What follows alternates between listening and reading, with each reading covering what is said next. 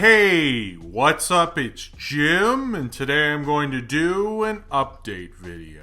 I haven't done an update video in a while, since right before Thanksgiving, and it's July. So I apologize for that. My Patreon video was sort of an update video, but it wasn't really. I mean, it kind of is. A lot of that is because part of my Patreon do make review raffle things, and I do update the people in the Patreon, and particularly with something like Deep Focus, I kind of was like, oh, well, everyone knows, but I realized only the Patreon people know, and I don't want it to just be for them. Although they get exclusive stuff and they get the review raffle videos, not the actual reviews, but when I pick the reviews, those are just for the Patreon people. And I guess I kind of got used to that. Also, I was just working on other reviews and I never wanted to make an update, and I don't really like to make update videos until I'm announcing new series.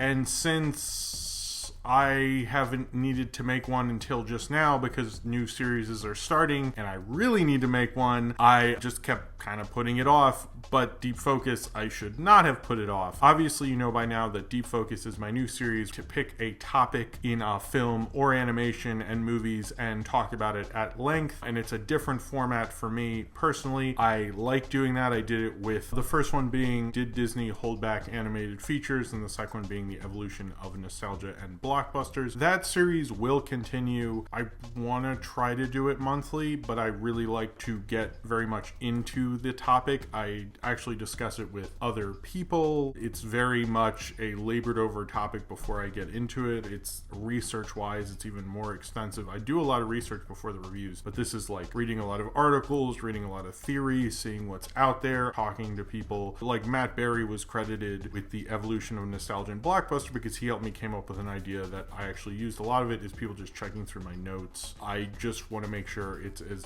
smart of an argument as it possibly can be, because I really would like these to be as solid. I guess they're like video essays. I guess that's probably what they are. So that's what I'm trying to do with them. I'm going to have more. I think it might end up being the beginning of August. I'm sorry it takes so long for them. I want to try to do more of those, but they're like intense. I like doing the reviews, but I like doing different things as well, and Deep Focus is definitely the centerpiece of that, and I'm going to continue to make those. So I'm sorry, I should have just made an update video about that, to be honest. I am doing more of these, like when I go on a trip, making kind of these kind of videos. I did one for when I went to New Orleans over Christmas with my in-laws and my wife, then another one when I went to Bronycon. Those are fun videos to make. The first one was honestly just to test out a new camera and just take it to each location. I would shoot about 5 to 10 seconds in each location, and I realized I can't do that in Bronycon. We kept going to the same places, so it would be very short. Kind of doing that in a different way than just saying, hey, I'm at this place, and talking about it, just kind of showing it in maybe a more cinematic way, but having more fun with it. There are going to be different kind of videos appearing on this channel. If you hadn't noticed, that's coming more and more of a trend, like shooting a review in time-lapse, which was just simply because I realized I could do it. And if you hadn't also noticed, I've been putting out more videos, and that's because my work schedule has slightly changed. Life has gotten a little easier, mostly because of the Patreon. I don't mean to advertise this as much, it's just my life has changed, and I'm trying to be honest about that. And it's changed in the fact that I feel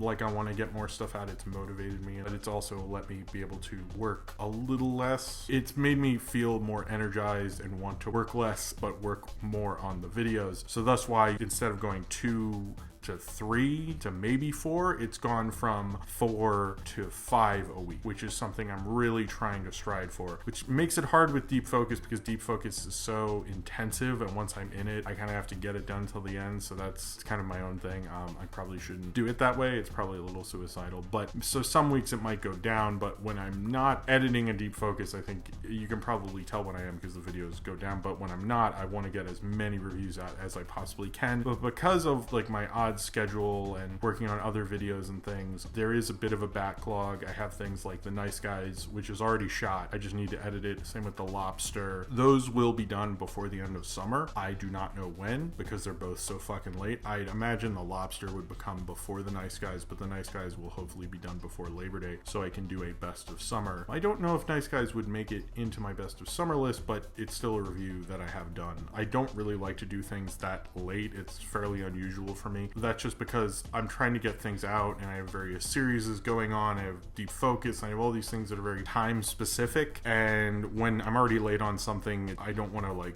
derail the whole train just because of one thing. I'd much rather just wait until I have an open slot to put it in and just have everything else be on the exact time. Like Oliver and Company, I wanted to come out with Secret Life of Pets. Tarzan, I wanted to come out with the newer Tarzan, and so forth. So although they're older movies or underdogs, I guess I could have waited, but I don't know. I wanted to do it when I wanted to do it. So there's really, I guess, no reason except for my own insane workflow that Nice Guys and Lobster haven't come out, but I think it'll probably be Lobster and then Nice Guys. I wanted to talk about the new series on this channel, and there are 3, and they're going to go in order of how long they will last and how soon they will premiere.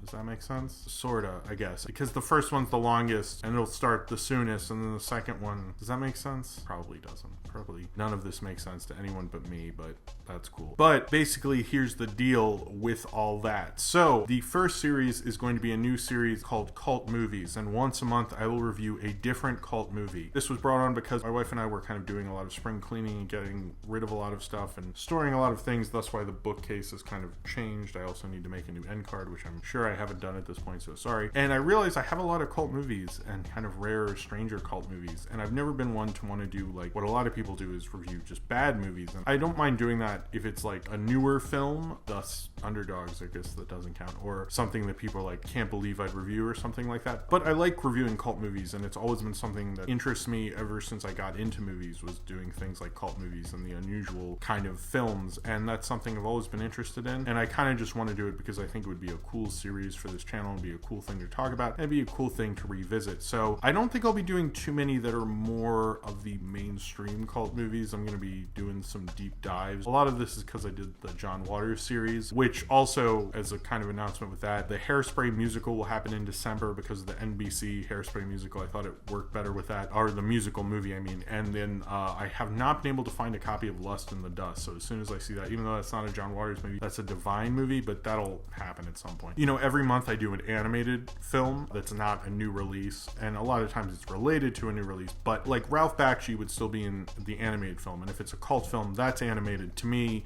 that still counts in the animation category, and the cult films will mainly be live action. I just want to keep that separate because there are not as many animated films, and it'll help kind of diversify the kind of things I do, which I kind of very much would like. I like having a diverse amount of different kind of videos coming out, and that's kind of something I like about this channel. So that's one thing. So I wanted to clear that up front. Every month there'll be an animated film that I'm reviewing. Every month there'll be a cult film I'm reviewing, and it'll be really cool. It'll be a way to diversify and do weirder things, and kind of something that I've always been really into and have never really gotten to talk about as much as I should. And there are a lot of movies that I was going through and picking the ones at least I'm going to do for the rest of the year. I was like, man, how come I haven't done a review of that? How come I haven't done a review of this? It's just like things that I should have done at this point in my life. So I'm just kind of happy to get to that, to finally do that. So it's going to be an ongoing series. It's not a limited thing like the Director series or the Classic Hollywood series. Now to the next series. The next series, so I did the William Wellman series, which I pick every year whenever I pick a classic Hollywood director and a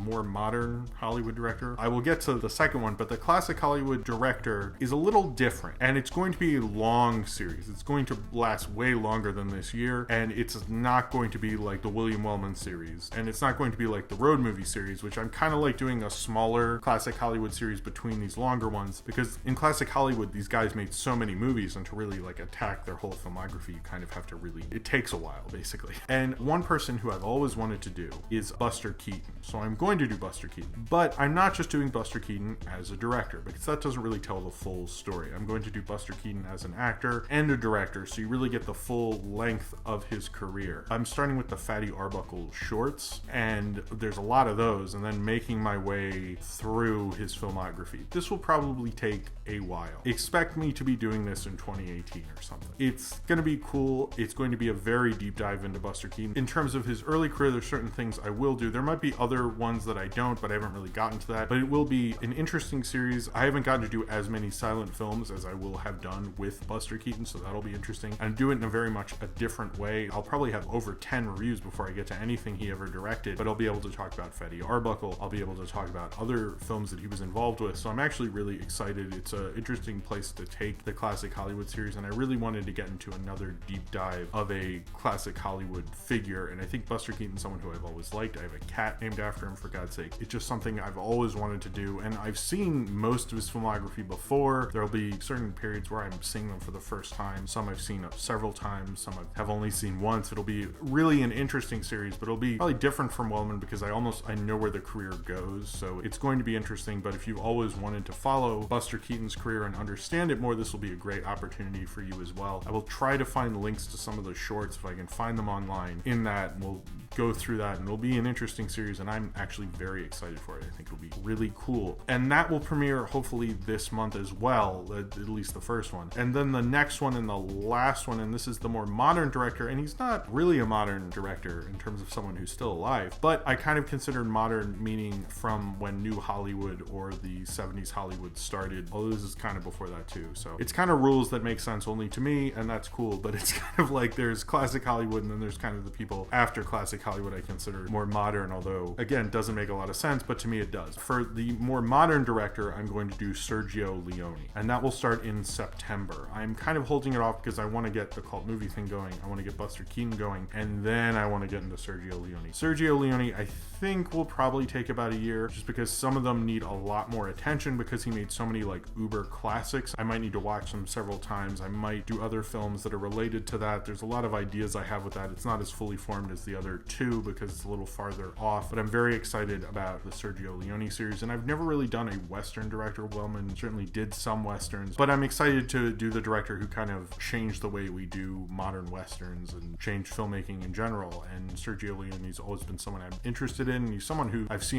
most of his movies, I believe, before, and be able to get into the early days, which will be interesting. I believe he did like Sword and Sandals epics and things of that nature, and then going all the way to the spaghetti Westerns to Once Upon a Time in America. It'll be very interesting, and some of those are really long, so expect some long, lengthy reviews for that. That one might not be as regular. Keaton will probably be once a month. Cult movies and animation will be once a month. Leone, it might be like a couple, and then you're like, what happened to Leone? It's because I'm like doing other things and kind of bracing for the next one, especially because the Dollars trilogy is kind of epic in nature, so we'll see when I come to that. But I'm very excited about the future of this channel. I'm excited about making more videos, more content. I'm excited about how many people have subscribed lately. This channel's really been picking up in a really great way, and I think this is probably the greatest year of this channel, and I think it's just getting better and better, and the love and support of all of you guys has been amazing, from not just from the Patreon, but from the likes and the comments and all the subscriptions lately. In the past 2 years, I think this channel's really come alive, and I really want to thank all of you, the fans, because you really made this into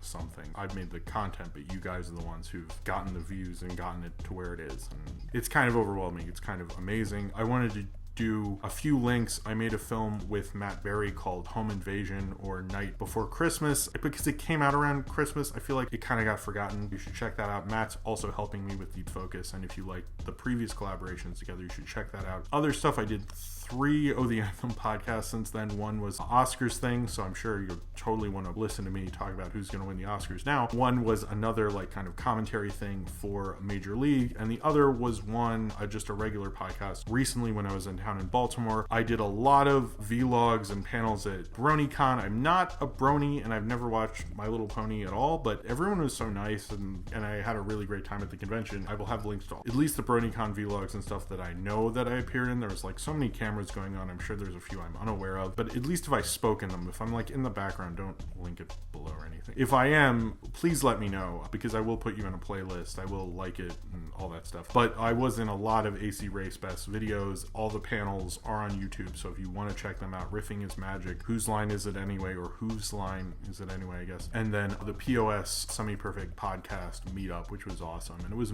amazing to meet Saber and Paleo and ACRacebest, and that was so awesome. And Jack's Blade Fitness and Hirosashi.